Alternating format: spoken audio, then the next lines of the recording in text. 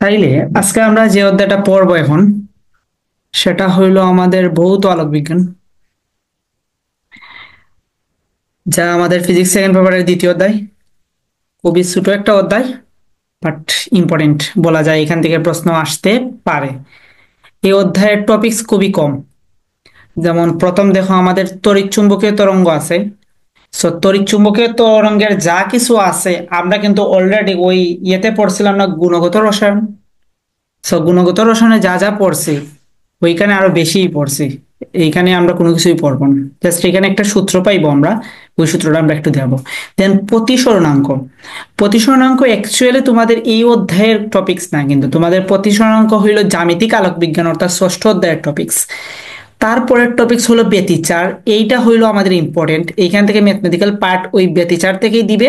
আর হইলো এই অপবর্তন, এই দুইটা থেকে এইখান থেকে ম্যাথমেটিক্যাল পার্ট দিবে এবং মিনিমাম একটা থেকে দুইটা প্রশ্ন আসতে পারে। আর এইখানে একটু কথা আছে, এইটাও আমরা একটু দেখবো। এখানে একক এবং মাত্রার একটা কনসেপ্ট আছে, ঠিক আছে, এইটাও আমরা আজকের ক্লাসে দেখবো। আর সমবর্তনে কোনো ম্যাথ ট্যাথ নাই, এইটা সম্পূর্ণটাই থিওরি বেস। আর মেলাসের একটা সূত্র আছে, মেলাসের সূত্র না অ্যাকচুয়ালি, এটা বুস্টারের সূত্র হবে আর কি, বুস্টারের একটা সূত্র আছে, ঠিক আছে, ওই সূত্রের একটা ম্যাথ আছে, দেখে নিব। মানে অধ্যায় খুবই ছোট এবং খুবই ইজি একটা অধ্যায়। সো তোমরা একটু যদি ভার্সিটি কর সবগুলা এই অধ্যায়ের সবগুলা যদি তোমরা প্রবলেম সলভ করে ফেলো, তাহলে এখান থেকে একটা কিংবা দুইটা প্রশ্ন যদি আসে, ইজিলি তোমরা আনসার করতে পারবে। এখান থেকে ভুল হওয়ার কোনো সম্ভাবনাই আমি দেখি না, ঠিক আছে। তো এই ছিল এই অধ্যায়ে আমাদের একটা ওভারভিউ আর কি। তো আমি এই স্লাইডের মধ্যে থিওরি প্লাস কিছু সূত্র প্লাস কয়েকটা ম্যাথ রাখছি। এই ম্যাথগুলোর টাইপই তোমরা ভার্সিটি ক বা যে কোনো ইয়ে থেকেই করবা, মানে এই অধ্যায়টা ফুল থামা থামা করে ফেলবা। এতটুকু বোঝা গেল?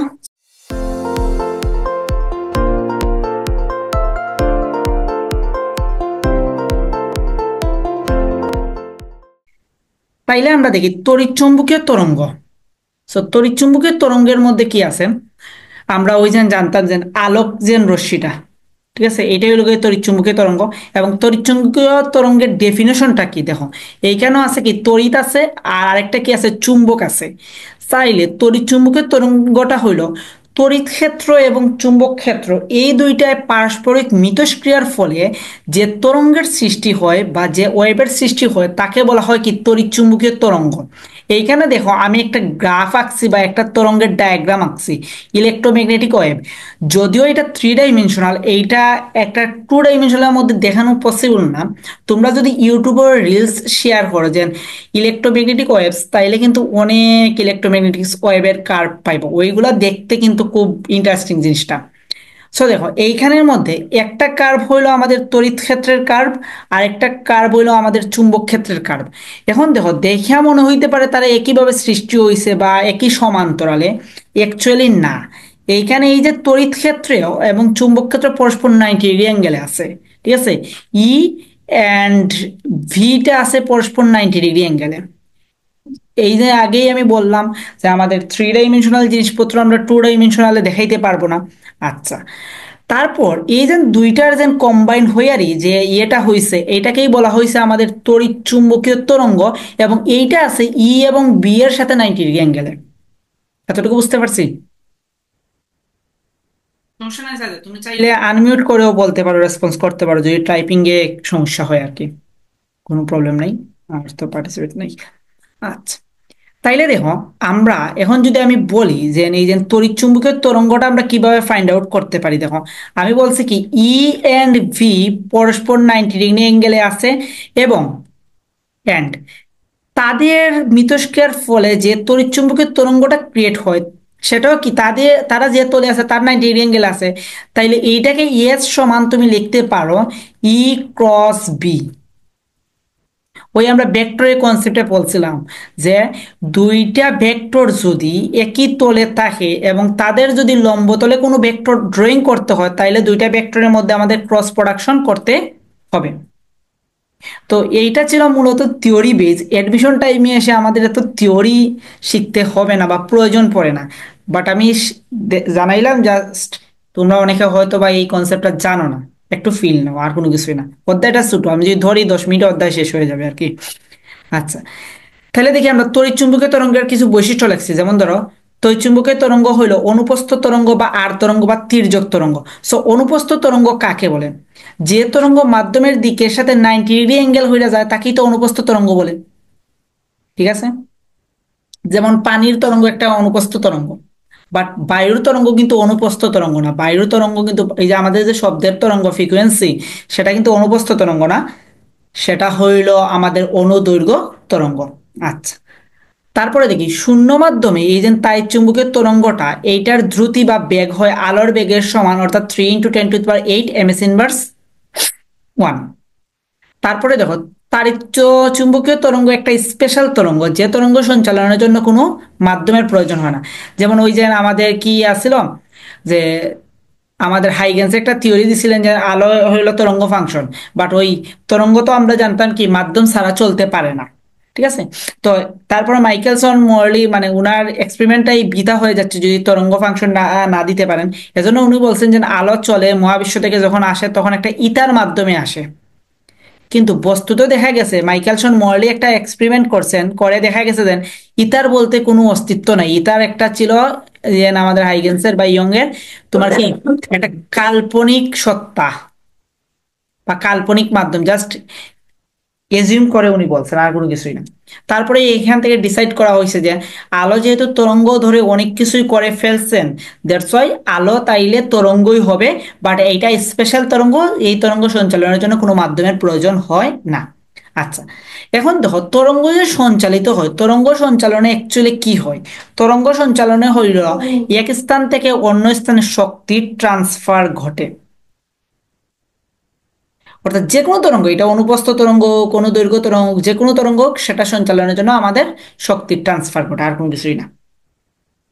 আচ্ছা, এখন দেখি আমরা চুম্বক তরঙ্গ সঞ্চালনের জন্য তড়িৎ ক্ষেত্রে যে ওই আমরা কিন্তু পর্যাবৃত্ত গতি যে করছিলাম, সেই পর্যাবৃত্ত গতি কিন্তু এইভাবে আমরা একটা সূত্র দেখছিলাম। আজকে যে পরীক্ষা আছে এই পরীক্ষাতেও এই ধরনের একটা ইকুয়েশনের ম্যাথ পাইবা, প্রবলেম সলভ পাইবা। তো প্রশ্ন আউট হয়ে গেল আর কি। তারপরে দেখো সিমিলার কেস, আমাদের তাড়িত চুম্বক তরঙ্গের চুম্বক ক্ষেত্রের যে তরঙ্গের ফাংশনটা, এই তরঙ্গের ফাংশনটাকে এইভাবে ডিনোটেট করা যায়। এইখানে দেখো ই এম হইলো ওই যে আমরা তরঙ্গের ক্ষেত্রে বা পর্যাবৃত্ত গতির ক্ষেত্রে দেখতাম বিস্তার, তাহলে এইটা হইলো সর্বোচ্চ তড়িৎ ক্ষেত্র, আর এইটা হইলো সর্বোচ্চ চুম্বক ক্ষেত্র। আর এইখানে তো 2π/ল্যামডা, ল্যামডা কি আমাদের তরঙ্গ দৈর্ঘ্য, ওই যে তড়িৎ ক্ষেত্রের যে তরঙ্গটা ল্যামডা। সি হইলো কি ওই আলোর বেগ, আর এক্স হইলো কি পথ পার্থক্য। এতটুকু ক্লিয়ার? আচ্ছা, তারপরে দেখি আমরা তরঙ্গের তাড়িত চুম্বক তরঙ্গের দ্রুতি আমরা কিভাবে বের করতে পারি। তাহলে তাড়িত চুম্বক তরঙ্গের দ্রুতি অর্থাৎ আলোর বেগটা আমরা বের করতে পারি, সি ইজ ইকুয়াল লিখতে পারি তড়িৎ ক্ষেত্র বাই হলো চুম্বক ক্ষেত্র, এই দুইটার রেশিওটা। হয় তুমি এখন সর্বোচ্চ তড়িৎ ক্ষেত্র এবং সর্বোচ্চ চুম্বক ক্ষেত্রের রেশিও নিবা, বা যে কোনো তড়িৎ ক্ষেত্র এবং চুম্বক ক্ষেত্রের রেশিওটা নিবা। বুঝাইতে পারলাম? তাইলে এইটা হলো তাড়িত চুম্বক তরঙ্গের দ্রুতি বের করার ফর্মুলা। আরেকটা ফর্মুলা আছে, আরেকটা ফর্মুলা কি, সি সমান লেখা যায় আমাদের 1/√এফসাইলন নট, তারপর আমাদের মিউ নট। এইখানে এফসাইলন কি আর মিউ কি তার যদি একটু পরিচয় দেওয়ার চেষ্টা করি। এম মানে কি বোঝানো হয়েছে? আচ্ছা, এম মানে কি বোঝানো হয়েছে, এই এম এর কথা এইখানে এম মানে বোঝানো হয়েছে ম্যাক্সিমাম, ম্যাক্সিমাম আর কোনো কিছু না, জাস্ট সিম্বল হিসাবে। তারপরে দেখো এখানে আমি যে বললাম সি সমান লেখা যায় 1/√মিউ নট এফসাইলন নট। যদি এইখানে অন্য কোনো মাধ্যম হয়, অর্থাৎ শূন্য মাধ্যম না থেকে আমরা লিখতে পারি √মিউ ইন্টু এফসাইলন। এখন মিউ এর পরিচয় কি আর এফসাইলনের পরিচয় কি? দেখো মিউ নটের পরিচয় হইল শূন্যস্থানে চুম্বক প্রবেশ সত্তা। ঠিক আছে, তো এইটার ভ্যালু দেখো, এইটার ভ্যালু হলো 1.26 × 10⁻⁶ হেনরি পার মিটার, বা লেখা যায় 4π × 10⁻⁷ টেসলা মিটার পার এম্পিয়ার। ইউনিটগুলো একটু খেয়ালে রাখবা, ঠিক আছে? তো যদি আমি হেনরি পার ইয়েতে লিখি তাইলে এইটা লেখা যায়, তারপর ভ্যালুগুলো এখানে কিন্তু দেয়া আছে, গিভেন ভ্যালুগুলো দেওয়া আছে এখানে সবগুলো কিন্তু এসআই ইউনিটে লেখা আছে। ঠিক আছে, আচ্ছা। তারপরে দেখো এফসাইলন নট, এফসাইলন নটের মানে ভ্যালুটা কি শূন্যস্থানে, সেটা হলো 8.85 × 10⁻12। আচ্ছা, এটা ফ্যারাডে পার মিটার, এটাকে অন্যভাবে লেখা যায়। আচ্ছা, এখানে তোমাদের একটা কাজ রইল, আমরা জানি কি ওই যে এফ সমান আমরা জানতাম কি ওই যে কুলম্বের বল 4π∈0 Q square by R square. এই সমীকরণ থেকে তুমি এপসাইলন নটের ইউনিট বের করবা, ইউনিট বের করবা, বের করে ওই হোয়াটসঅ্যাপ গ্রুপে দিবা। ঠিক আছে, আর আমি এখানে লিখছি কিন্তু ফ্যারাডে পার মিটার। আচ্ছা, এই সমীকরণ থেকে তুমি এই সমীকরণ অ্যাপ্লাই করে তুমি এপসাইলন নটের ভ্যালু বের, সরি এই ইউনিটটা বের করবে, ইউনিট। এই যে সেকে কিন্তু ইউনিট এবং মাত্রা দিয়ে তোমার একটা কিংবা দুইটা বা তিনটা প্রশ্নই আসতে পারে একক এবং মাত্রার কনসেপ্টে। ওকে, জনপ্রিয় কনসেপ্ট সেকের।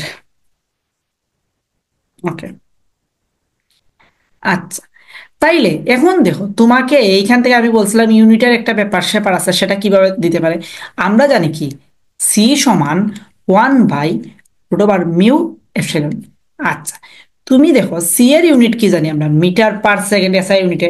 এখন তোমাকে কোনো জায়গায় যদি বলে যে মিউ ইন্টু এপসাইলন এর ইউনিট কত, তাহলে কি হইতে পারে মিউ ইন্টু এপসাইলন নট এর ইউনিট। আচ্ছা, তাইলে দেখো তুমি জানো যে সি সমান 1/√মিউ এপসাইলন। সাদিয়া নোট করলে কিন্তু একটু এই যে কথাগুলো বলছে এইগুলো নোটে অ্যাড করে, আমার কিন্তু স্লাইডে নাই এইগুলা দিতে পারছি, যে কথাগুলো বলছি প্রয়োজন হইলে আবার রেকর্ড করে ইয়ে হইলো, এই কথাগুলো ইম্পর্টেন্ট। যদি কৃষিতে পরীক্ষা দাও বা জিএসটি তে পরীক্ষা দাও তাইলেও কিন্তু এইটাতে অপশন থাকবে এবং ইম্পর্টেন্ট। আর যারাই পরে লাইভ দেখবা মানে রেকর্ডটা দেখবা, যদি নোট করো আর কি, এই কথাগুলো একটু গুরুত্ব সহকারে খাতার মধ্যে লিখে রেখো, স্লাইডের মধ্যে পাইবা না এগুলা। আচ্ছা, তো দেখো সি সমান আমরা জানি এইটা, তাইলে আমি এইখান থেকে লিখতে পারি √mu epsilon is equal 1/c। তাহলে এইটার একক কি হবে, √মিউ এপসাইলন নটের একক হইবে, দেখো তুমি জানো সি সমান জানো এইটা, তাহলে 1/c সমান কি লিখতে পারি আপনি, দেখো মিটার পার সেকেন্ড। এতটুকু বোঝা গেছে। এখন তোমাকে বলছে কি মিউ এপসাইলন নটের একক, তাইলে হইব মিটার ইনভার্স 2 সেকেন্ড স্কোয়ার।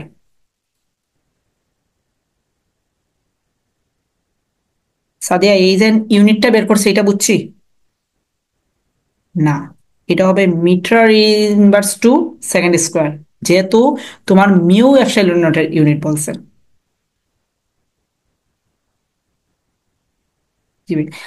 আবার এইখান থেকে তোমাকে একক বলছে, তোমাকে মাত্রাও কিন্তু বলতে পারতো, তাইলে যদি এইটার মাত্রা বলতো তাহলে কি হইতো, L−2 T²। সো এইখানের এই যে এইটার যে এককের কনসেপ্ট বা মাত্রার কনসেপ্ট ইম্পর্টেন্ট, এটা যে কোনো ভাবে দিতে পারে, রুট দিয়ে দিতে পারে, ইয়ে দিয়ে দিতে পারে। হোপফুলি এতটুকু যদি বুঝতে হয় এইখানে যে কিভাবে আমি বের করছি, তাহলে এই কনসেপ্ট থেকে যেভাবেই দিক আশা করি পারবা। ওকে, তাহলে আমরা নেক্সটে মুভ করি। এখন দেখো পয়েন্টিং ভেক্টর। প্রথমেই কিন্তু ওই যে আমি তাড়িৎ চুম্বক বিকিরণ যখন শুরু করছি তখন কিন্তু আমি একটা দেখাইছিলাম এস সমান সামথিং। তাহলে পয়েন্টিং ভেক্টর একটা ভেক্টর, সেইটা হলো কি আমাদের তড়িৎ ক্ষেত্র এবং চুম্বক ক্ষেত্রের ভেক্টর গুণফল।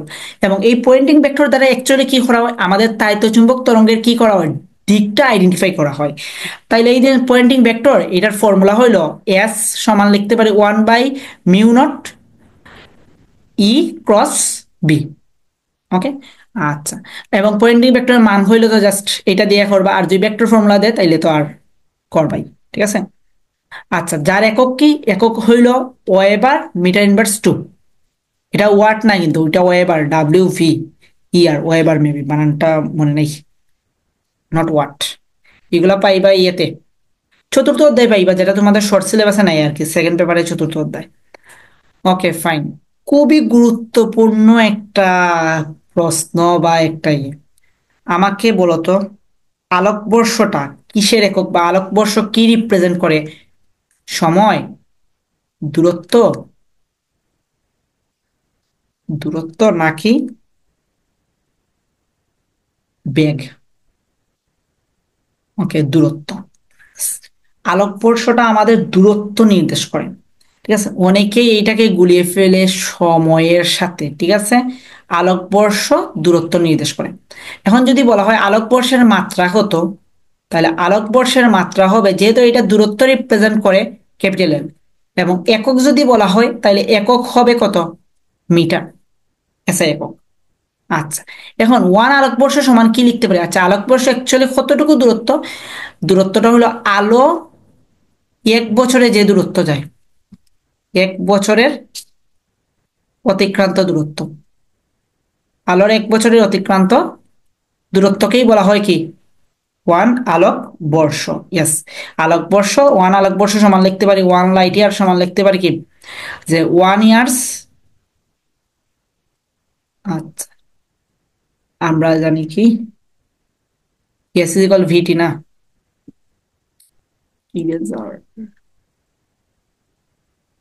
ওকে।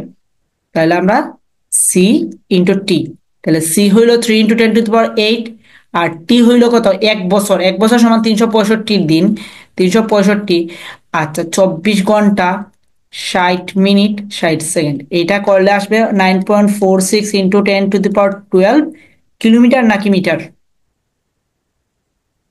বলো। এইটাও কিন্তু ইম্পর্টেন্ট, কিলোমিটার নাকি মিটার, তুমি যেটা দিছো বা আমি যেটা লিখছি। Yes, kilometre. আর যদি আমি মিটার লিখতাম তাইলে 9.46, এইখানে তুমি করলে যেটা আসবে আর কি, এটা আসবে 10⁻15 মিটার। ইউনিটগুলো একটু মাথায় রাখবা। ওকে, তাইলে আমাদের আলোকবর্ষ কনসেপ্ট শেষ, বুঝলাম। এখন আসলে তাড়িৎ-চুম্বক তরঙ্গের দৈর্ঘ্যের ক্রম, ওই যে আমরা কেমিস্ট্রিতে পড়ছিলাম গুণগত রসায়নে, এইটা আমি কেমিস্ট্রিতে মোটামুটি ভালো করে বুঝাইছি, যারাই নোট করছো তারা এটা বুঝার কথা যে তরঙ্গ দৈর্ঘ্যের ক্রম। ওই যে এখানে একটা কনসেপ্ট দিছিলাম, মগারঞ্জন অতি দুষ্পন অবলাকে মারে রাতে, এইটা দিয়ে আমরা কি করতে পারি, তরঙ্গ দৈর্ঘ্যটা ফাইন্ড আউট করতে পারি। আচ্ছা, ছন্দ দিছিলেন ভাই, হ্যাঁ। তারপরে হইল বেদন যোগ্যতা বা শক্তির ক্রম। আচ্ছা, সো ওই যে তরঙ্গ দৈর্ঘ্যের ঠিক উল্টাটাই হয় আমাদের বেদন যোগ্যতা, কারণ এখানে এই যে প্লাঙ্কের একটা সূত্র ছিল ই প্রপোর্শনাল কি নিউ, বা আমরা ই প্রপোর্শনাল লিখতে পারতাম কি 1/λ। তাহলে তরঙ্গ দৈর্ঘ্য বৃদ্ধি পাইলে আমাদের কি শক্তিটা হ্রাস পায়, তাহলে মানে ওই তরঙ্গ দৈর্ঘ্যের উল্টা। আচ্ছা, দৃশ্যমান আলোর মধ্যে লালের তরঙ্গ দৈর্ঘ্য সবচেয়ে বেশি, এর জন্য শক্তি সব থেকে কম, কম্পাঙ্ক আবার বেশি, সরি কম্পাঙ্ক কম, কম্পাঙ্ক কম। সিমিলার কাহিনী, বেগুনি আলোর তরঙ্গ দৈর্ঘ্য সর্বনিম্ন কিন্তু শক্তি বা কম্পাঙ্ক সর্বোচ্চ। ওকে, তাইলে এই যে এত এই যাবৎকাল আমি যতটুকু মানে ইয়ে করলাম আর কি, তার একটা ছোট্ট একটা ম্যাথ, কি ম্যাথটার প্রবলেম স্টেটমেন্টটা কি বলছে। বলছে শূন্যস্থানে কোনো তাড়িত চুম্বক বিকিরণের সর্বোচ্চ তড়িৎ ক্ষেত্র দেওয়া আছে এত নিউটন মিটার ইনভার্স 2, সর্বোচ্চ চুম্বক ক্ষেত্রের মান কত। তার মানে আমাকে দেওয়া আছে কি ই এম সমান দেওয়া আছে 900 নিউটন মিটার ইনভার্স 2, আমাকে বলছে ভি এম সমান হোয়াট, এবং শূন্যস্থানে বলছে, তার মানে শূন্যস্থানে সি সমান আমি জানি কত 3 × 10⁸ এম এস ইনভার্স 1। তাহলে আমরা জানি কি সি সমান ই এম বাই হইল ভি এম, তাইলে এইখান থেকে আমি ভি এমটা ফাইন্ড আউট করবো, তাহলে ভি এম সমান লিখতে পারি কি ই এম বাই সি। এই কনসেপ্টের ম্যাথগুলো তোমরা ট্রাই করবা প্রশ্ন ব্যাংকে। ওকে, হোপফুলি বুঝছে এটা। ওকে, আরেকটা ম্যাথ, সেটা কি বলছে দেখো, পানির আপেক্ষিক বেদন যোগ্যতা এবং চুম্বক প্রবেশ্যতা বলছে 80 আর 1/45 হলে পানিতে আলোর বেগ কত। আমরা কি বের করবো, পানিতে আলোর বেগ বের করবো। আচ্ছা, তাহলে এইটা কিভাবে বের করতে পারি, খুবই সহজ। পানির আপেক্ষিক বেদন যোগ্যতা বলছে না, তাইলে এই দেখো এফসাইল, সরি, আপেক্ষিক বেদন যোগ্যতা কে দেয়া আছে, তাইলে এইখানে ধরো কে সমান দেওয়া আছে 80, আর তোমার চুম্বকের ক্ষেত্রে কে ই ধরো, আর কে এম ধরো, চুম্বকের ক্ষেত্রে দেওয়া আছে 1/45। এখন এইগুলা দেওয়া আছে কি পানির চুম্বক প্রবেশ্যতা এবং আপেক্ষিক বেদন যোগ্যতা, তাইলে আমরা ফর্মুলা জানতাম কি সি সমান 1/μ এফসাইলন। এখন তাইলে এই মিউর মানটা বের করতে হবে, তাহলে আমরা জানি কি মিউ সমান জানি মিউ নট ইন্টু কে, মানে ওই পরাবৈদ্যুতিক ধ্রুবক, আর এফ সমান এফসাইলন নট ইন্টু কে। আমি ধরে নিলাম এইগুলো তোমরা জানো, কেমনে জানো, ওই যে আমরা এতে পড়ছিলাম না, কুলম্বের একটা সূত্র ইন্টারমিডিয়েটে আমরা পড়ছিলাম, কিন্তু এফসাইলন নট দেয়া থাকে এবং এফসাইলন নটের মধ্যে যে সম্পর্কটা, যে আমরা এফসাইলন সমান লিখতে পারি কি এফসাইলন নট ইন্টু কে, মানে পরাবৈদ্যুতিক ধ্রুবক বা ডাইলেকট্রিক ধ্রুবক, স্থির তড়িৎ, ইয়াস স্থির তড়িতের। সো ওই কনসেপ্ট অনুযায়ী এইটা আসছে আর কি। তো আমি এইখানে বসিয়ে দেবো মিউ এর পরিবর্তে, তাহলে আমি দেখো, তুমি তো মিউ আর এপসাইলন নটের মান জানো না, তুমি মান জানো কি মিউ নটের মান জানো আর এপসাইলন নটের মান জানো, তাহলে এই কনসেপ্টটাকেই তুমি, আর যেহেতু বলছে পানির ক্ষেত্রে, এর জন্য তো তুমি মিউ নট আর এপসাইলন নট দিতে পারতো না, যদি বায়ু বা শূন্য মাধ্যম হইতো তাহলে আমি মিউ নট আর এপসাইলন নট দিতাম। তাহলে যেহেতু আমার অন্য মাধ্যম, এর জন্য আমি দিছি কি মিউ আর এপসাইলন। তাহলে এইখান থেকে আমি লিখতে পারি দেখো 1/μ0 কে ক্রস এপসাইলন নট কে। তাইলেই দেখো আপেক্ষিক বেদনযোগ্যতা এখন বসিয়ে দাও, তুমি মিউ নটের ভ্যালু মুখস্থ ভ্যালু জানো, একটু আগে আমরা শিখছি। এপসাইলন নটেরও মুখস্থ ভ্যালু শিখছি, যেমন মিউ নটের মুখস্থ ভ্যালু আসলে 4 পাই × 10⁻⁷, এপসাইলন নটের ভ্যালু হইলো 8.85 × 10⁻12।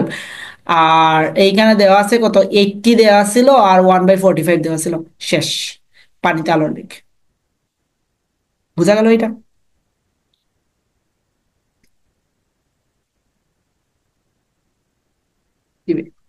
ওকে, প্রতিসরণাঙ্ক বলছিলাম যে আমাদের কি এই অধ্যায়ের না আমাদের ষষ্ঠ অধ্যায়ের, বাট এই অধ্যায়ের কনসেপ্টটা কাজে লাগবে। তো আমরা 9 টেনে কিন্তু পড়ছিলাম প্রতিসরণাঙ্ক। তাহলে প্রতিসরণাঙ্ক, আপেক্ষিক প্রতিসরণাঙ্ক এটা বলে আর কি, যে এটাকে বলা হয় এ এর সাপেক্ষে বি এর প্রতিসরণাঙ্ক। তাহলে এ এর সাপেক্ষে বি এর প্রতিসরণাঙ্ক সমান লিখতে পারি আমরা CA/CB, বা মিউ ভি বাই হইল মিউ এ, বা লিখতে পারি উল্টাটা আর কি লিখতে পারি, এই CA হইল এ মাধ্যমে বেগ, CB হইল বি মাধ্যমের বেগ, আর মিউ হইল আমাদের কি পরম প্রতিসরণাঙ্ক।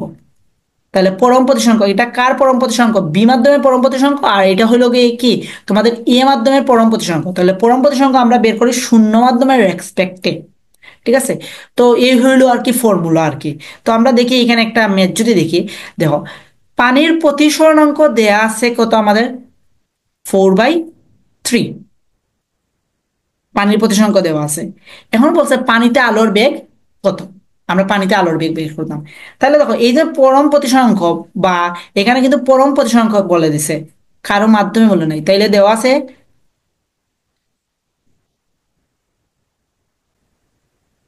কারেন্ট চলে গেছিল,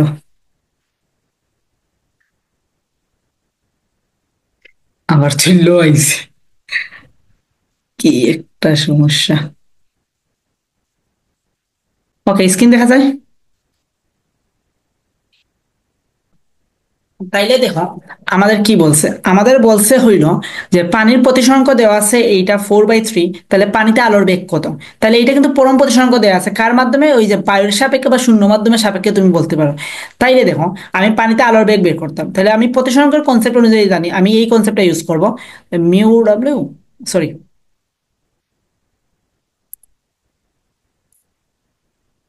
ওকে। তাহলে আমি বসাইবো CA পাই হইল আমাদের কি CW, তাই আমি বের করবো CW। তাহলে CW সমান আমি লিখতে পারি এইটা। তাহলে এর মান কত, আমরা জানি কি, ওই যে বায়ুতে আলোর বেগ কত, 3 × 10⁸, আর এখানে তো পানির প্রতিসংখ্য দিয়ে আছে 4/3, মানে 1.33। এটা করলে যা আসে সেটা হইলো আমাদের পানিতে আলোর বেগ। বুঝা গেছে?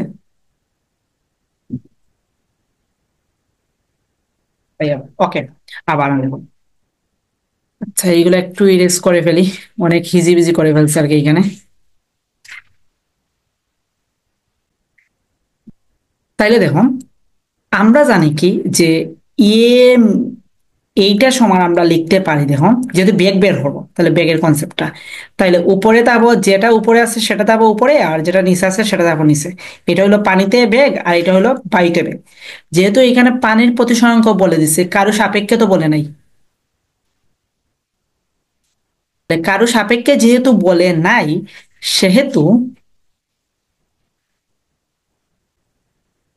আচ্ছা, কারো সাপেক্ষে যেহেতু বলে নাই সেহেতু আমরা কি লিখতে পারি, যে এটাকে ধরে নেই পরম প্রতিসরাঙ্ক অর্থাৎ বায়ুর সাপেক্ষে প্রতিসরাঙ্ক, তাইলে এইটার মান দেওয়া আছে 4/3, আর আমরা সি এর মান জানি 3 × 10⁸, আর CW মানটা বের করবো। বুঝা গেছে এইটা? এখন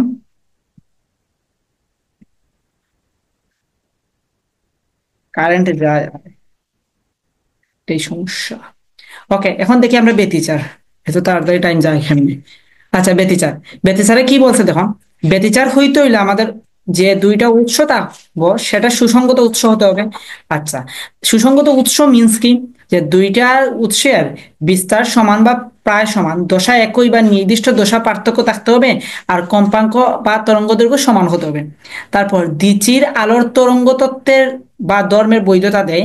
তারপর সমদশায় যদি দুইটা ইয়ে মিলিত হয় তাহলে সেটা হইলো আমাদের কি, গঠনমূলক ব্যতিচার হবে, আর বিপরীত দশায় মিলিত হইলে সেটা ধ্বংসাত্মক ব্যতিচার হবে।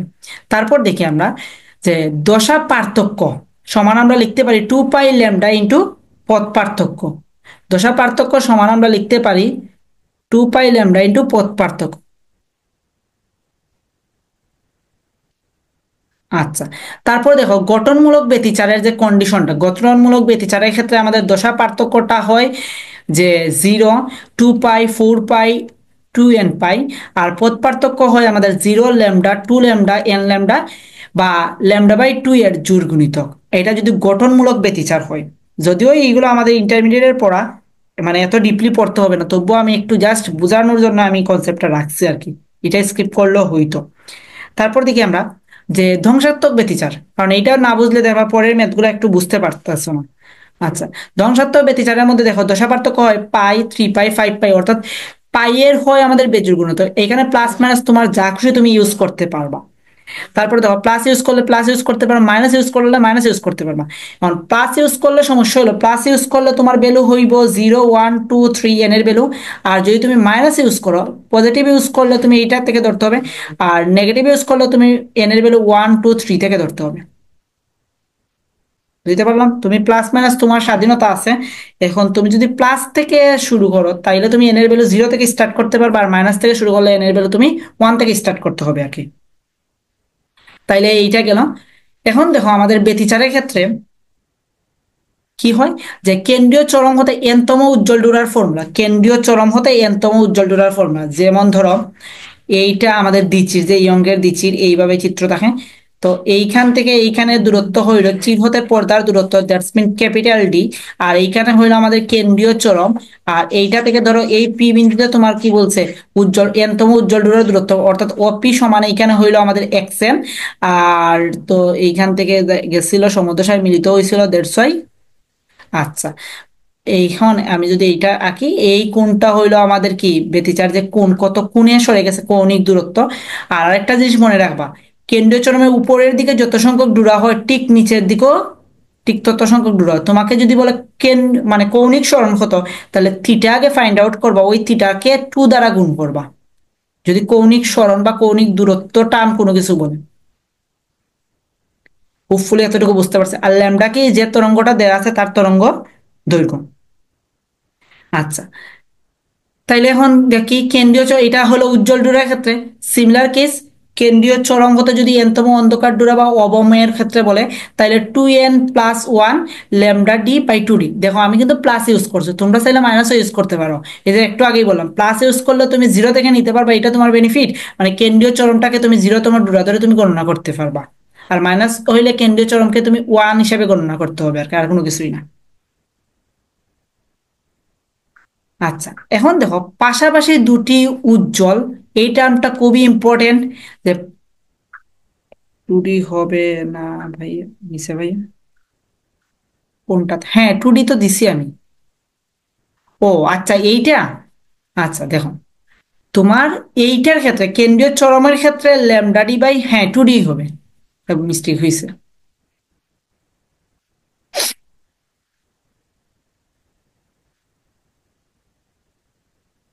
আচ্ছা, তারপরে দেখো এই টার্মটা কি, এই টার্মটা হইল পাশাপাশি দুটি উজ্জ্বল বা অন্ধকার ডুরার দূরত্ব বা ডুরা প্রস্থ। তাহলে পাশাপাশি দুটি উজ্জ্বল যদি বলে বা দুটি অন্ধকার যদি বলে, তাইলেই সেটা বলা হয়েছে কি ডুরা ব্যবধান। এই টার্মটার দ্বারাই বোঝা হয় ডুরা ব্যবধান। তাহলে ডুরা ব্যবধানের ফর্মুলা কি, এটাকে বিটা দ্বারা ডিনোটেড করা হয়। তাহলে বিটা সমান হলো λd/d। আর আরেকটা হলো ডুরা প্রস্থ। ডুরা প্রস্থ এইটা সরাসরি না বলে বলতে পারে একটি উজ্জ্বল আর একটি অন্ধকার ডুরার দূরত্ব, উজ্জ্বল অ্যান্ড একটি অন্ধকার ডোরার দূরত্ব, ডোরার দূরত্ব। তাইলে একটি উজ্জ্বল এবং একটি অন্ধকার ডোরার দূরত্ব যদি বলে, তাইলে সেটা হলো ডোরা প্রস্থ। তাহলে ডোরা প্রস্থকে আমরা লিখতে পারি β/2 বা λd/2d। ওকে, তাইলে এই যে উপরের যে ফর্মুলাগুলো অ্যাপ্লাই মানে পড়লাম, এইটার অ্যাপ্লাই যদি আমরা দেখি, অ্যাপ্লিকেশন যদি দেখি, তাইলে দেখো এইখানে একটা প্রশ্ন রাখছি যে দুটি সমান্তরাল চিরের ব্যবধান। তাহলে দুটো সমান্তরাল চিরের ব্যবধান দেওয়া আছে হইল কত আমাদের, 4 মিলিমিটার। আচ্ছা, দুইটা সমান্তরাল চিরের ব্যবধান দেওয়া আছে। তারপর একে 560 ন্যানোমিটার তরঙ্গ দৈর্ঘ্যের এক বর্ণীয় আলো দ্বারা আলোকিত করা হলো 2 মিটার দূরে। পর্দায় ডুরার প্রস্থ কত, আমরা তাইলে ডুরার প্রস্থটা বের করবো, অর্থাৎ এইটা বের করব, ডেল এক্স। তাহলে ডেল এক্স সমান আমরা কি জানি, ডেল এক্স সমান আমরা জানি কি λd/2d। তাহলে চিরের ব্যবধান, এই যে স্মল ডিটা হলো চিরের ব্যবধান, এটাকে তুমি মিটারে নিবা। আর ল্যামডাটা দেওয়া আছে ন্যানোমিটারকেও মিটারে নিবা। আর ডিটা দেওয়া আছে কত, 2 মিটার দূরে, বসিয়ে দাও, আনসার চলে আসবে।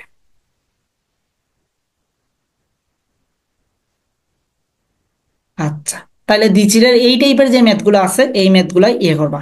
আচ্ছা, এইখানে আরো কিছু টার্ম যদি আমি করি, তাহলে দেখো, বিটা সমান আমরা জানি কি, যে ল্যামডা ডি বাই ডি। আচ্ছা, এখন ধরো তোমার একটা তরঙ্গ যদি দেয়া থাকে, তাহলে তার তরঙ্গ দৈর্ঘ্যটা কনস্ট্যান্ট, এটা কনস্ট্যান্ট না? একটা নির্দিষ্ট তরঙ্গ যদি থাকে তাহলে তার তরঙ্গ দৈর্ঘ্যটা কনস্ট্যান্ট। ফাইন। এখন তোমার দ্বিচিরের যদি ধরো, সাপোজ তোমার যদি চির এবং পর্দার দূরত্বটা তোমাকে নির্দিষ্ট করে দেয়, ধরো দুইটা দ্বিচির নিলা বাট আলো সেম নিলা, তাহলে তোমার তরঙ্গ দৈর্ঘ্যটা কনস্ট্যান্ট পাইলা। এবং বললো যে চির হতে তোমার ডির দৈর্ঘ্যটা কি, দূরত্বটা কি আমাদের নির্দিষ্ট, অর্থাৎ ক্যাপিটাল ডিটা যদি আমাদের কনস্ট্যান্ট থাকে, তাহলে আমরা বলতে পারি কি, যে বিটা প্রপোর্শনাল টু কি আমাদের 1/d। দিতে পারলাম? যদি আমাদের ল্যামডা এবং ক্যাপিটাল ডি যদি কনস্ট্যান্ট থাকে, তাইলে আমরা লিখতে পারি কি, বিটা বাই 1/d, মানে বিটা প্রপোর্শনাল 1/d, অর্থাৎ ব্যস্তানুপাতিক। আর যদি আমাদের lambda and small D constant থাকে, তাইলে আমরা লিখতে পারি বিটা প্রপোর্শনাল কি, ডি। এই টাইপের প্রবলেমগুলো কিন্তু আসতে পারে, মানে কোনটা কার সাথে সমানুপাতিক, কোনটা কার সাথে ব্যস্তানুপাতিক, এবং কোন শর্তটা তাহলে সেটা সমানুপাতিক ব্যস্তানুপাতিক হবে, এই কনসেপ্টটা একটু ফোকাসে রাখবা। ঠিক আছে? এই টাইপের ম্যাথ আমি এখানে ইনক্লুডেড করি নাই আর কি, তোমরা একটু ফোকাসে রাখবা। ওকে, তাইলে দ্বিচির বা ব্যতিচারের ইম্পর্টেন্ট ছিল, এবং সেই ইম্পর্টেন্স ম্যাথমেটিক্যাল টার্মটা আমাদের শেষ হয়েছে আর কি। এখন আমরা দেখি একক চিরের অপবর্তন। এটা খুবই সহজ। একক চিরের অপবর্তন হয়, সূত্রগুলো সব দ্বিচিরের উল্টা। একক চিরের অপবর্তন যদি বলে, তাহলে ওই দেখো, ম্যাথ নোটে যোগ করবো, হ্যাঁ ম্যাথ গুলো অবভিয়াসলি নোটে যোগ করবা। তাইলে দেখো, তোমাদের নোট করতে বলি কি জন্য, নোট করার আমার একটাই যেহেতু তোমাদের কাছে এখন ইউজ অ্যামাউন্ট অফ টাইম আছে, তাইলে তুমি সেকের যে 1 সপ্তাহ আগে বা 10 দিন আগে যে রিভাইজটা দিবা, তোমার ওই খাতাটাই রিভাইজ, মানে তোমাদের মেইন লক্ষ্যটা থাকবে ওই খাতাটা শেষ 10 দিন তুমি সলভ করে যাও, আর কোনো কিছু লাগবে না। তাইলে এখন যেহেতু use of amount of time আছে, সেহেতু একটু ডিটেলসেই তুললো। ঠিক আছে, ম্যাথ যদি পাও এই টাইপের ম্যাথ গুলা, ধরো টাইপ লিখলা, দেন ম্যাথ 2টা 3টা ম্যাথ অ্যাড করে দিলা, তাইলে তুমি বুঝতে পারবা। একই টাইপের ম্যাথ তুলবা না, যে টাইপটা দেখছো ওই টাইপের যদি ইউনিক 2 3টা ম্যাথ তুলবা। আর একটা ম্যাথ যদি বারবার রিভাইজ হয়, তাইলে ওইটাই স্কিপ করে দিবা, তোলার ধরনের একটা ম্যাথই তুলবা তখন। আচ্ছা, টাইম লিমিটটা শেষ হয়ে যাবে আর কি, আবার 10 মিনিট পরে জয়েন দিতে হবে। আর বেশি সময় লাগবে না, 10 মিনিট পরে আরো আরো 10 মিনিটের মতো ক্লাস নিব, তাইলেই শেষ হয়ে যাবে হোপফুলি। আচ্ছা, তাইলে দেখো একক চিরের অপবর্তন যেটা, তো একক চিরের অপবর্তনটা হয় আমাদের দ্বিচিরের উল্টা। তুমি প্রথম যখন আমরা এটা করছিলাম, যে কেন্দ্রীয় চরমের ক্ষেত্রে আর কি, ওই ব্যতিচারের ক্ষেত্রে এখানে বলছিলাম যে একটু মানে আগেই বলছিলাম যে x n is equal n lambda d by d, আগে বলছিলাম 2D, এটা 2D হবে না অ্যাকচুয়ালি, এটা যা আছে তাই, ফর্মুলাটা ঠিক আছে এখানে। ঠিক আছে, এটা ডি হবে আর কি। ঠিক আছে, 2D দিবা না আবার কেউ। তাইলে আমাদের ব্যতিচার কমপ্লিট হইলো। তো ব্যতিচারে এই যে টাইপটা বললাম, তারপর কে কার সাথে সমানুপাতিক, কে কার সাথে ব্যস্তানুপাতিক, হোপফুলি এই জিনিসটা একটু নজরে রাখবা, কারণ ভার্সিটি স্ট্যান্ডার্ড প্রশ্ন যদি দেয় তাইলে এই টাইপের ম্যাথগুলোই আসে, কার সাথে কে সমানুপাতিক, কার সাথে কে ব্যস্তানুপাতিক। এখন চলো আমরা একক চিরের যে অপবর্তনটা আছে এটা যদি আমরা একটু অ্যানালাইসিস করি, তাইলে দেখবা ব্যতিচার এবং একক চিরের যে অপবর্তনটা তারা পরস্পর হইল কি, যে উল্টা সূত্রগুলো অ্যাপ্লাই হয়। উল্টা সূত্র দ্যাটস মিন কি, তুমি দেখো ব্যতিচারের ক্ষেত্রে, উজ্জ্বলের ক্ষেত্রে তুমি এখানে ফর্মুলাটা অ্যাপ্লাই করতে, দেখো D sine theta N lambda. ঠিক আছে, এটা ব্যতিচারের ক্ষেত্রে তুমি অ্যাপ্লাই করতা, এবং এক্সেন সমান তুমি ব্যতিচারের ক্ষেত্রে অ্যাপ্লাই করতে, উজ্জ্বলের ক্ষেত্রে এক্সেন সমান তুমি অ্যাপ্লাই করতে এটা, যে n lambda d by d, n lambda d by d, এটা ব্যতিচারের উজ্জ্বলের ক্ষেত্রে। বাট তুমি এখন দেখো ব্যতিচারের উজ্জ্বলের ক্ষেত্রে তুমি এই ফর্মুলাটা অ্যাপ্লাই করতে না, তাহলে দেখো তুমি একক চিরের যে অপবর্তন, তার অন্ধকারের ক্ষেত্রে বা অবয়বের ক্ষেত্রে তুমি এই সূত্রটা ইউজ করছো। আবার দেখো ব্যতিচারের ক্ষেত্রে তুমি ইউজ করতা কি, যে এক্স এন সমান অবয়বের ক্ষেত্রে ইউজ করতা যে 2n+1 lambda d by 2d। এটা তুমি ব্যতিচারে কিসের ক্ষেত্রে ইউজ করতা, অন্ধকারের ক্ষেত্রে ব্যতিচারে ইউজ করতা। বাট তুমি এখন দেখো আয়া, যে আমরা একক চিরের যে অপবর্তন, সেটা আমরা উজ্জ্বলের ক্ষেত্রে এই জিনিসটা অ্যাপ্লাই করি। তাইলে এতটুকু বোঝা গেল যে ফর্মুলা আমাদের যা আছে ঠিক সেম সেম ফর্মুলা রয়েছে, বাট ব্যতিচারের ক্ষেত্রে যে ফর্মুলাটা ইউজ করতাম এখন সেটা আমরা অপবর্তনের ক্ষেত্রে মানে একক চিরের অপবর্তনের ক্ষেত্রে সেটা অবমে ইউজ করব, আর ব্যতিচারের ক্ষেত্রে যেটা আমরা উজ্জ্বলে ইউজ করতাম সেটা আমরা উজ্জ্বলে ইউজ করবো। ওকে, তাহলে আমাদের একক চিরের অপবর্তন গেল। এখন চলো আমরা অপবর্তন গেটিংটা দেব। অপবর্তন গেটিং বলতে কি, অপবর্তন গেটিং আবার ওই ব্যাক ফিরে আসছে কিসের মতো, ব্যতিচার হয়ে, ঠিক আছে। অপবর্তন ফিরবে, এমন ভাবে ফিরবে ব্যতিচার হয়ে ফিরলো।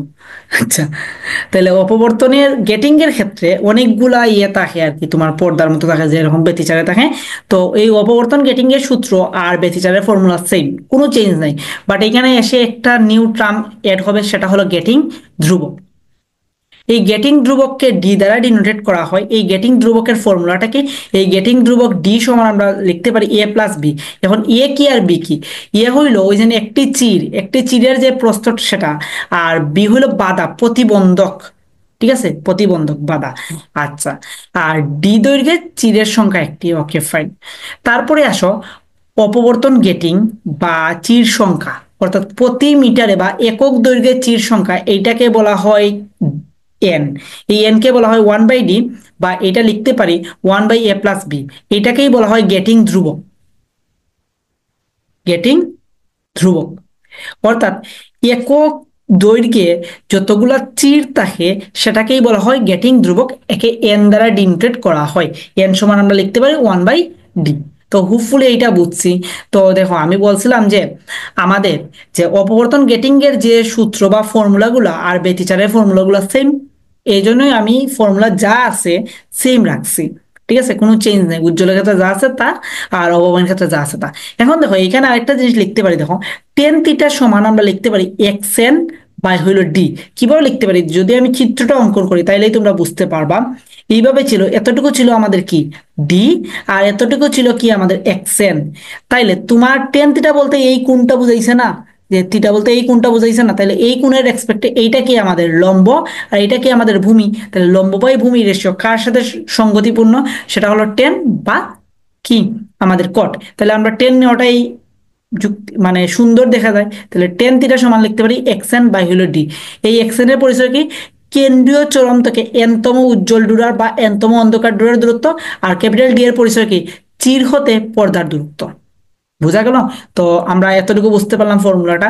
আর এখানে থিটার পরিচয় কি, মানে অপবর্তন কোণ বা তোমার কত কোণে গেছে। আর ওই আগে যে বলছিলাম, যদি বলে কৌণিক ব্যবধান কত, তাহলে তুমি তো এক পাশে বের করছো, এই যে এইভাবে এক পাশে বের করছো না থিটা, তাহলে এই পাশেও তো থিটার ভ্যালু সেমই হবে। তাহলে তখন কৌণিক ব্যবধান বললে বা কৌণিক সরণ বললে টু থিটা হবে।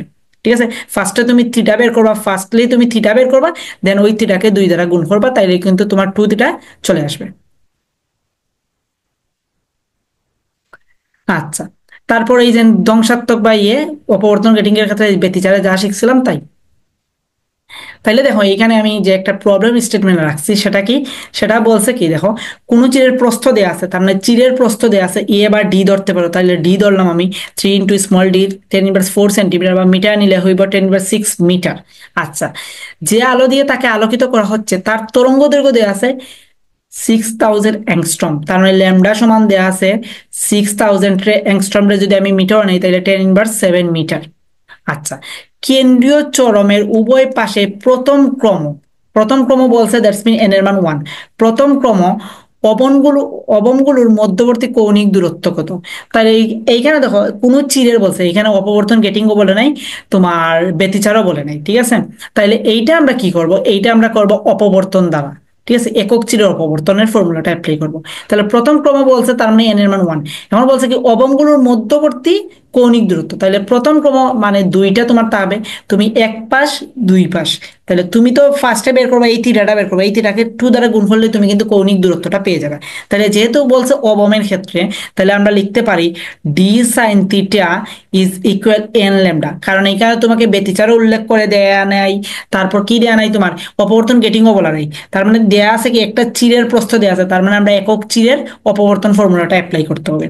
তো এইভাবে কনসেপচুয়াল জিনিসটা বুঝে নিতে হবে যদি ডিরেক্ট উল্লেখ না থাকে আর কি। তাহলে দেখো ডি সাইন থিটার সমান আমরা লিখতে পারি কি এন ল্যামডা লিখতে পারি। তাহলে ডির ভ্যালু তো তোমার দেয়াই আছে, ডির ভ্যালু স্মল ডি, এই যে ডি, ডির ভ্যালু দেওয়া আছে।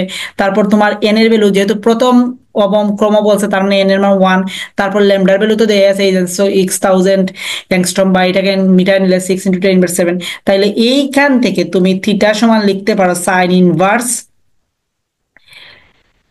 By D. তাহলে তোমার থিটার ভ্যালুটা বের হয়ে যাবে। এখন এই থিটাকে 2 দ্বারা গুণ করলেই তোমার কিন্তু কি পাইবা, যে অবয়বগুলোর কৌণিক মধ্যবর্তী দূরত্বটা পেয়ে যাবা। আচ্ছা, এর পরের প্রবলেম স্টেটমেন্টটা যদি দেখি, এইটা কি বলছে দেখো, কোনো অপবর্তন গেটিং এ প্রতি সেন্টিমিটারে, এইটা কি বলছে, প্রতি সেন্টিমিটারে 5000 রেখা আছে। ক্লিয়ার? তাইলে এর ভেতর তরঙ্গ দৈর্ঘ্য দেওয়া আছে কত, 5800 অ্যাংস্ট্রম তরঙ্গ দৈর্ঘ্যে আলো ফেললে প্রথম চিরের অপবর্তন কোণ কত। তার মানে এখানে দেখো অপবর্তন গেটিং বলেই দিছে, তাহলে প্রথম চিরের আলো ফেললে অপবর্তন কোণ কত, কোণটা বের করার জন্য আমাকে বলছে। ক্লিয়ার? তাইলে এখন দেখি কি কি ডাটা দেয়া আছে। আচ্ছা, এইখানে কি দেওয়া আছে, প্রতি সেন্টিমিটার রেখার সংখ্যা দেওয়া আছে না। আচ্ছা, আমরা জানি কি এন সমান জানি কি প্রতি মিটারের রেখার সংখ্যা, তাইলে এইটা দেওয়া আছে 5000 পার সেন্টিমিটার। তাইলে এটাকে তোমার নিতে হবে কি, মিটারে নিতে হবে। তাহলে মিটারে যদি নেই তাইলে হবে 10⁵ পার মিটার। কিভাবে ইউনিট কনভার্ট করতে হয় আমি একটু যদি বুঝিয়ে দিই, তাইলেই তোমরা হয়তো বা অনেকেই ইউনিট কনভার্সেশনে প্রবলেম বা পেস্ট লাগিয়ে দেয়। তাহলে আমি দেখাই, 5000 পার সেন্টিমিটার দেয়া আছে, এটাকে তুমি চাইলে কিন্তু লিখতে পারো, দেখো 5000 বাই হলো সেন্টিমিটার। আমি সবসময় ইউনিট, মানে ইউনিট যে কনভার্সেশনটা আছে, এই কনভার্সেশনে বলি যে সংখ্যাটাকে তুমি এক সাইডে রেখে দিবা। ইউনিট কনভার্সেশন হবে ওই যে শেষে যে ইউনিটটা তাকে তার কনভার্সেশন করবা, সংখ্যার হিসাব আমরা পরে দেবো, ঠিক আছে, সংখ্যার সাথে যুদ্ধ পরে করবো। এর জন্য আমি 5000কে উপরে রেখে দিছি, আর পার সেন্টিমিটারকে আমরা 1/সেন্টিমিটার লিখতে পারি। এখন দেখো 5000 তো আর 5000 জায়গায় আছে, এটা নিয়ে কোনো আমাদের কোনো হস্তক্ষেপ নাই। এখন 1 সেন্টিমিটার, এইটাকে যদি চাও তাইলে আমরা 1 সেন্টিমিটার সমান লিখতে পারি কি 10⁻² মিটার লিখতে পারি না। তাইলেই তো আমাদের প্রবলেম স্টেটমেন্ট শেষ। তাহলে 10⁻² এখানে নিচে আছে, তাহলে উপরে গেলে কি হয়ে যাবে, যে 5000 ইন্টু 10², আর এই পার মিটার আছে না, এটা হয়ে যাবে মিটার ইনভার্স। তাহলে আলটিমেটলি দাঁড়াইলো কি আমাদের 5 × 10⁵ মিটার ইনভার্স। হোপফুলি যেই ইউনিটের কনভার্সেশনটা করবা, এই ট্রিক্সটা অ্যাপ্লাই হইল। যদি তোমাদের মুখস্থ বসাইতে পেস লেগে যায়, তাহলে এই কনসেপ্টটা অ্যাপ্লাই করলে তোমরা ইউনিটে কখনো ভুল করবা না। এইটা মেজর ইস্যু। আমি যে টিউশনই করাইতে যাই, এই ইন্টারেরই মানুষজন এই ইউনিট কনভার্সেশনটা এখন অব্দি বুঝে না। কেন বুঝে না আই ডোন্ট নো। আবার সায়েন্সের পোলাপাইন ইউনিট কনভার্সেশন বুঝে না, আই ডোন্ট নো। ম্যাক্সিমাম বলতে আমি যাদেরকে পড়াইছি 2022 ব্যাচ থেকে শুরু করে, সরি 2021 ব্যাচ থেকে শুরু করে, আমি নিজে হইল এইচএসসি 20 ব্যাচ। তো আমি এইচএসসি 20 ব্যাচ, 2021 ব্যাচ থেকে শুরু করে এখন 2026 ব্যাচ আছে আমার এইচএসসি। তো এইখানে কয় ব্যাচ হইল, 6টা ব্যাচ হয়েছে না। এই 6টা ব্যাচের 100% স্টুডেন্টই ইউনিট কনভার্সেশন বুঝে না, লাইক সিরিয়াসলি। এর মধ্যে অনেকজন পাবলিকে অলরেডি চান্সও পাইছে, চট্টগ্রামে পাইছে, মেডিকেলে পাইছে, ইঞ্জিনিয়ারিং এ পাইছে, অনেকে অনেক জায়গায় পাইছে, খালি অপদার্থ আমি রয়ে গেলাম আর কি। আচ্ছা, যাই হোক, সেটা মেজর বিষয় না। মেজর বিষয় হইলো এই যে 6টা ইয়ারের সাথে আমি পড়াইলাম বা 6টা ইয়ারের ফিডব্যাকটা পাইলাম, একটা পার্সনও ইউনিট কনভার্সেশন পারতো না বা ইউনিট কনভার্সেশন বুঝতো না। লাইক সিরিয়াসলি আমাদের এডুকেশনটা কই গেছে। ওকে, তো যাই হোক, তো তোমরা এই কনসেপ্টটা অ্যাপ্লাই করবা ইউনিট কনভার্সেশনে। যে ভ্যালুটা আছে এই ভ্যালুটাকে তোমরা পাশে রাইখা দিবা, বাকি যে ইউনিটটা আছে ওই ইউনিটটাকে কই থেকে কই যাইতে হইব ওইটাতে তুমি কনভার্ট করবা। ক্লিয়ার? সো এই কনসেপ্টটা অ্যাপ্লাই হলে হোপফুলি তোমাদের ইউনিট কনভার্সেশনে কোনো পেজ লাগবে না। তো আমরা চলো এই প্রবলেমটাতে যদি বোঝার চেষ্টা করি, তাইলে এন এর মান দেয়া আছে। তাইলে এখন আমাদের কি বলছে, তাইলে এখন আমাদের বলছে কি প্রতি সেন্টিমিটার, তাইলে এন এর মান তো পাইলাম 5 × 10⁵। আর কি বলছে, প্রথম যে প্রথম চিরের অপবর্তন, তার মানে এন এর মান আমাদের স্মল এন, ক্যাপিটাল এন হইল আমাদের 5 × 10⁵, আর স্মল এন হইল আমাদের 1। তারপর কি বলছে, অপবর্তন গেটিং ভেতর অ্যাংস্ট্রম দেওয়া আছে কত, ল্যামডা দেওয়া আছে হইল 5800, তাহলে 5800 × 10⁻10 মিটার। হোপফুলি এতটুকু তো আমরা বুঝছি। তাইলে এখন বলছে কি আমাদের অপবর্তন কোণ, তাহলে অপবর্তন গেটিং। এখন দেখো আলো বলছে না, তা আলোর ক্ষেত্রে আমরা উজ্জ্বল আলোই তো ধরি না নিই আলোরে। তাইলে এখন তোমার কি বের করতে হবে, দেখো D sine theta is equal n lambda. এখন এই ডি তো দেয়া নেই, তাহলে এই ডির পরিবর্তে আমরা লিখতে পারি কি 1/n sine theta is equal কি এন ল্যামডা। তার মানে আমি থিটা সমান ডিরেক্ট কি লিখতে পারি, সাইন ইনভার্স, আমি একসাথে করে যদি নেই, তাহলে small N into capital N into lambda, তাহলে থিটার মান বের হয়ে যাবে। এখন দেখি আমাকে কি বলছে, অপবর্তন কোণ বলছে, তাহলে এখানে কি করতে হবে না, আমাদের শেষে আর 2 দ্বারা গুণ করতে হবে না। ওকে, এখন দেখি অপবর্তনের ক্ষেত্রে কিছু জিনিস দেখো। ফ্রেনেল শ্রেণীর অপবর্তনে তরঙ্গমুখ হয় গোলীয়, আর ফ্রনহোফার শ্রেণীর অপবর্তনে তরঙ্গমুখ হয় সমান্তরাল। তাইলে এইখানে যে ম্যাথমেটিক্যাল যে পার্টগুলা, মেজর পার্ট শেষ, ঠিক আছে। এখন আসে সমাবর্তন। সমাবর্তন দ্বারা জাস্ট আলোর যে তরঙ্গটা, এই তরঙ্গের প্রকৃতি বোঝানো যায়, মানে ব্যাখ্যা করা যায়। সেটা হলো সেটা অনুপ্রস্থ তরঙ্গ নাকি অনুদৈর্ঘ্য তরঙ্গ, সেটা তুমি সমাবর্তন দ্বারা বুঝতে পারবা। লাইক দ্যাট, অনুপ্রস্থ তরঙ্গের দেখো সমাবর্তন সম্ভব হলো, অনুদৈর্ঘ্য তরঙ্গের সমাবর্তন কি না, সম্ভব না। তারপরে দেখো হাইগেন্সের তরঙ্গ তত্ত্বের সাহায্যে আলোর সমাবর্তন ব্যাখ্যা করাও যায় না। তারপরে দেখো টুরমালিন স্ফটিক বা টুরমালিন কেলাস হতে যে আলোটা নির্গত হয় সেটা হলো সমাবর্তিত আলো, আর কাচের বুস্টার বা সমাবর্তন কোণ হলো প্রায় 57 ডিগ্রি। সো এই জিনিসগুলো একটু কনসেপচুয়াল জিনিস, থিওরি পার্ট জিনিস, তোমরা ভার্সিটি কোতে আরো বেশি আছে বা বইতে আর একটু বেশি আছে, এগুলো একটু দেখে নিবা। আর এখানে একটা বুস্টার একটা সূত্র আছে, তো বুস্টার সূত্র হইলো মিউ সমান আমরা লিখতে পারি 10 থিটা পি। এই থিটা পি হইলো বুস্টার কোণ, আর মিউ হইলো কি ওই যে প্রথম যে আমি দেখাইছিলাম প্রতিসরণাঙ্ক। ক্লিয়ার? শেষ। সো এই ছিল আর কি তোমাদের পড়াশোনা। তো হোপফুলি এই অধ্যায়টা ফিনিশড এই অধ্যায়। তো এই অধ্যায়ের যে যে জিনিসগুলো তোমরা একটু দেখবা, সেটা হলো ভার্সিটি কোড যা আছে যাবতীয় সবকিছু দেখে ফেলবা। এই অধ্যায়টা ছোট, খুব ইজি, ফর্মুলা কম, ম্যাথ আসবে, পরীক্ষায় দিবা, প্লাসে প্লাস পাবা। তো এ যাবৎকাল সাথে থাকার জন্য সবাইকে থ্যাংক ইউ। ঠিক আছে, তো ভালো থাকো, সুস্থ থাকো। নেক্সট কোনো ক্লাসে দেখা হচ্ছে।